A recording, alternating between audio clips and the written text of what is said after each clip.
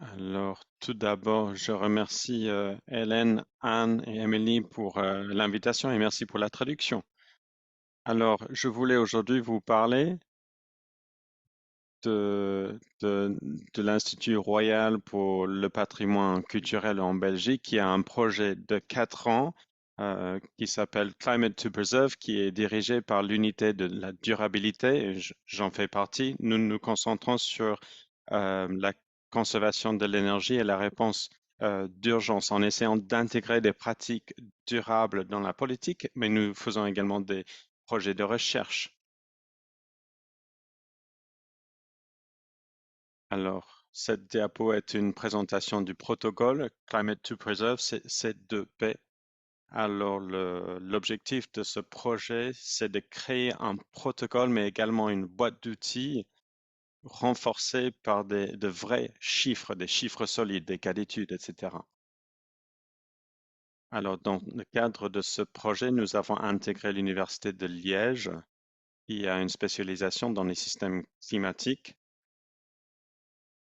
et également une autre institution qui se spécialise dans la physique du bâtiment. Et nous trouvons que c'est important pour tous nos projets qu'on implique ce type de partenaires, des experts du bâtiment, des experts des systèmes, ainsi que des experts de collection que nous sommes.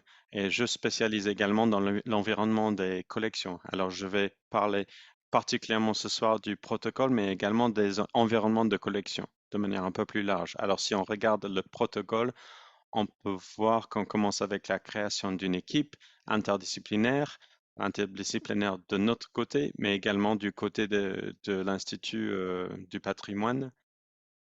On commence avec une phase de documentation. Comme Hélène et Anne l'ont dit, c'est vraiment très important de collecter et de rassembler toutes les données. C'est la phase la plus longue du projet. Nous regardons euh, les informations déjà existantes et puis on va chercher à voir quelles sont les informations à recueillir encore. Alors on pourrait dire que c'est une étape très simple, mais en réalité c'est très compliqué.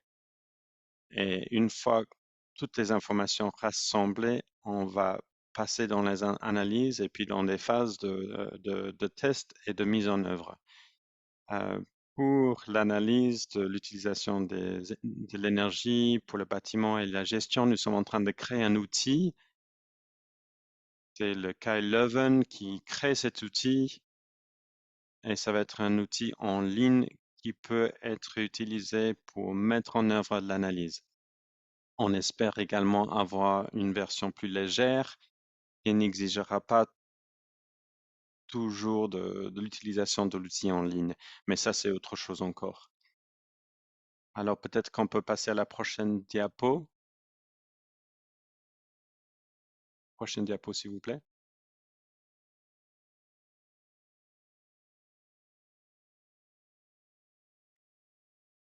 Merci beaucoup.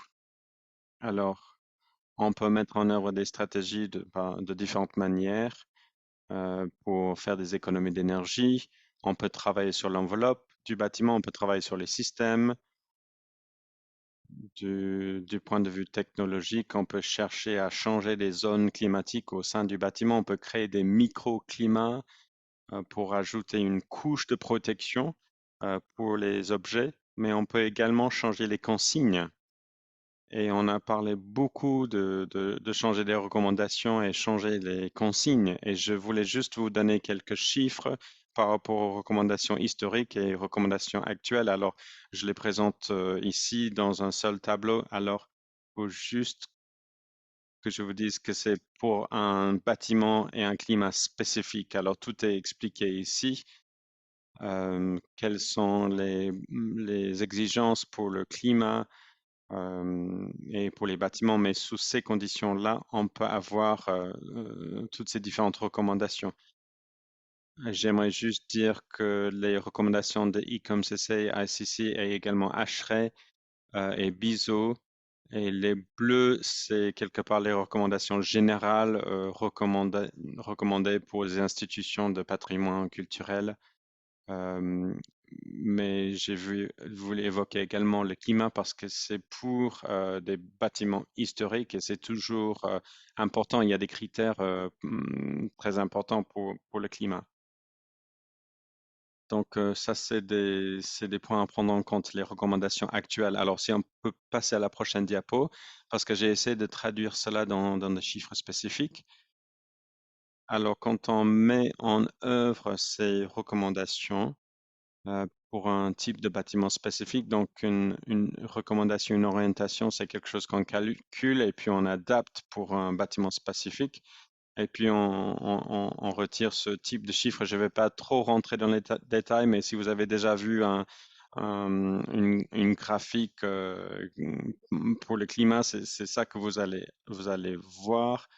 Du moment que vous êtes dans la zone bleue, au niveau de vos données, vous êtes au sein d'une zone climatique.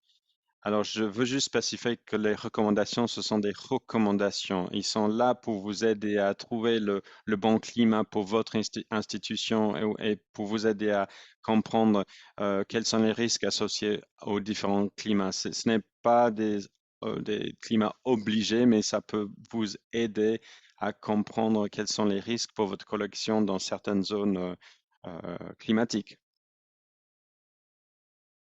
Alors, si on peut passer à la prochaine diapo. Alors, dans le cadre de ce projet, nous essayons d'aider euh, les participants afin de les aider à comprendre le type de climat qu'on peut avoir dans notre institution pour maintenir la déclaration, maintenir l'environnement autour de la collection. Alors, nous sommes en train actuellement de sensibiliser en écrivant cette déclaration sur le climat. On a une version en néerlandais, en français et en anglais. Et la version anglaise est pour le moment en mode projet. euh, et cela peut vous expliquer un peu des stratégies et vous donner un contexte pour vous aider à comprendre comment vous pouvez obtenir un climat acceptable pour les collections. Ça va montrer peut-être des stratégies de conservation d'énergie et vous alerter sur des problèmes. C'est une déclaration générale qu'on donne à musée, mais on leur demande de le signer afin que ce puisse être un texte qui atteint la direction des institutions afin qu'ils puissent comprendre les protocoles pour les collections. Nous avons également un autre document qui est plus pratique et ça, c'est ma dernière diapositive. Alors là, c'est un document qui se concentre sur la crise énergétique. C'est un document que nous avons rassemblé, rédigé pendant la crise énergétique qui vous donne des informations et des stratégies pour votre système de contrôle du climat. Cela explique des stratégies pour conserver l'énergie et souligne des risques associés avec des changements ou des adaptations dans ce domaine.